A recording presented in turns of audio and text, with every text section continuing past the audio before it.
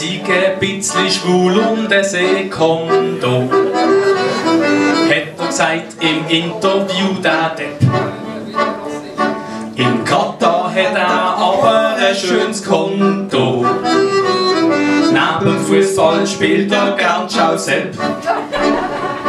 Sein Freund Emir Termin Hamad Altani sagt der WM in der wüstigen Hit.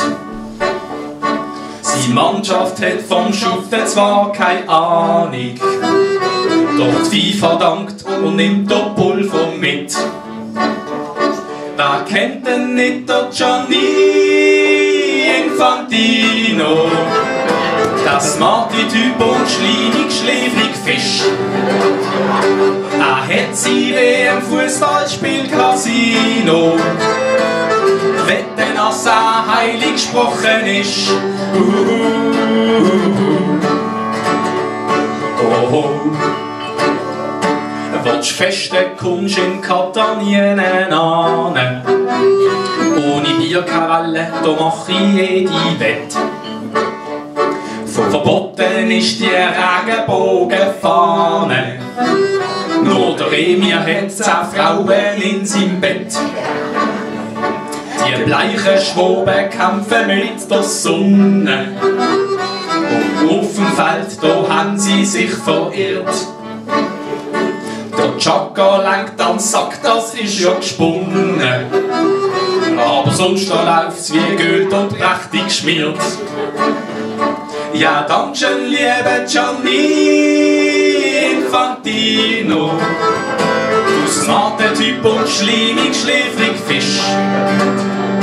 Du hast die WM-Fußballspiel Casino. Wetten, dass du heilig gesprochen bist.